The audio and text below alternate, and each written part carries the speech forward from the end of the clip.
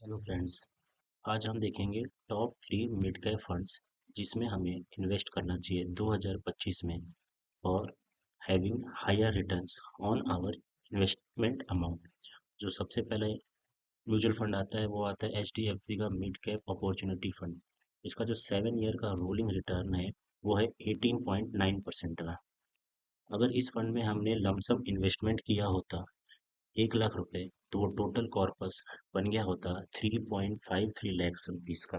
यानी हमारे investment amount का 3.5x। और ये हमने पिछले 5 ईयर का डाटा लिया है। अगर सेम फंड में हमने मंथली SIP की होती 10,000 रुपए की और जो टेन्योर होता वो 10 साल के लिए हमने किया होता तो हमारा जो टोटल इन्वेस्टमेंट होता वो होता 12 लाख रुपए का। और जो गेन होता वो होता 26.6 लैक्स का।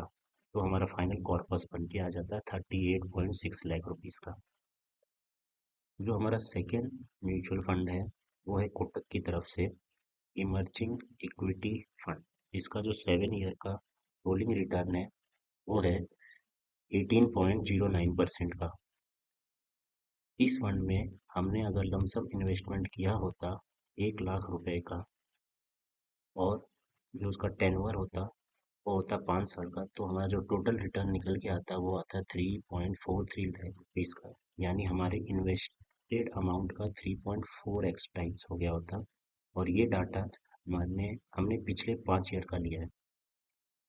अगर सेम फंड में हमने मंथली SIP की होती 10,000 रुपीज की, कितने साल के लिए की होती 10 साल के लिए की होती, तो जो हमारा इन्वेस्टेड अमाउंट होता वो होता 12 लाख रुपए का। और जो हमारा टोटल गेन होता है इस म्यूचुअल फंड में वो होता है 27.19 लाख का। तो हमारे पास फाइनल कॉर्पस निकल के आता है 39.19 लाख रुपीज का।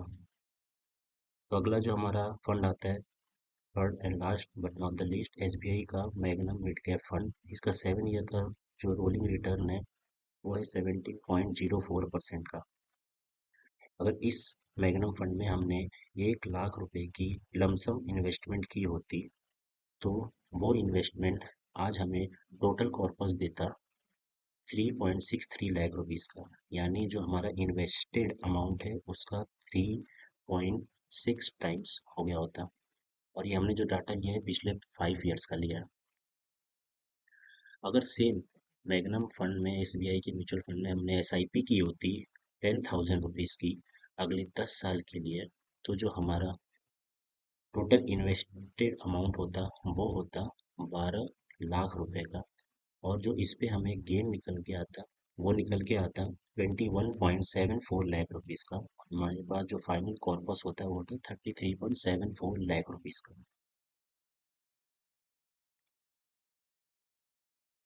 Thanks for watching my channel. Subscribe and hit the bell icon.